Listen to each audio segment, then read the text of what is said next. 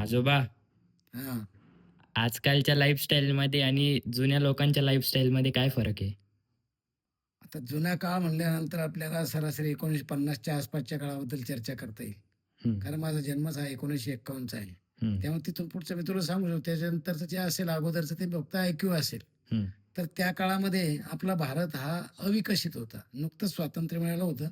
त्यामुळं बहुतेक सुख-सुविधा फारशा कमी होत्या. त्यामुळं बहुतेक लोक खेड्यापाड्यात राहत असत आणि खेड्यापाड्यात त्या काळात बहुतेक लोकांची घरही मातीची घरे असायची किंवा छपराची घरं असायची. त्याच्यानंतर दररोज स्त्रिया उठल्या की विहिरीवर पाणी भरायला जायच्या. पाईपलाईन नसायची, नळ नसायचे. मग विहिरीवर किंवा आड म्हणायचं त्याला, आडावर पाणी भरायच्या. पाणी भरल्यानंतर मग गॅसचा जो संबंध नव्हता, गॅस नव्हते, त्यामुळे चुलीवर भाकरी केली जायची. स्वयंपाक चुलीवर होत असे.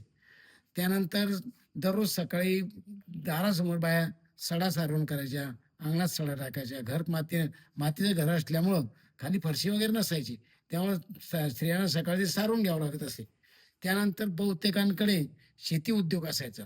मग शेती उद्योगाकरता लागणारे जे सगळे साधनं होती, ती प्रत्येकाकडे होती. बैल असतील, काही अवजार असतील, त्यामध्ये वखर आहे, नांगर आहे, कोळपं आहे. आता हे शब्द तुम्हाला फारसे नवीन वाटतील. त्यानंतर मोठ आहे, जाडी आहे, बैलगाडी आहे. तर अशी साधनं त्यांच्याकडे असायची.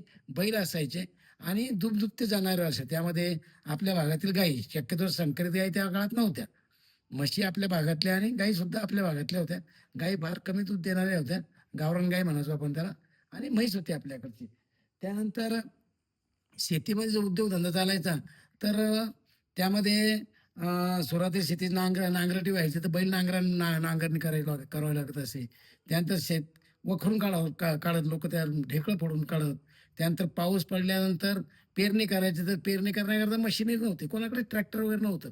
शोधून सुद्धा ट्रॅक्टर सापडत नव्हतं गावामध्ये. तर पेरणी करण्याकरता ती जी अवजारं असतात त्याला पांबर, त्यानंतर लायकी, वखर अशा प्रकारची अवजारं असतात आणि त्या अवजाराच्या साहाय्यानं पेरणी करत असतात.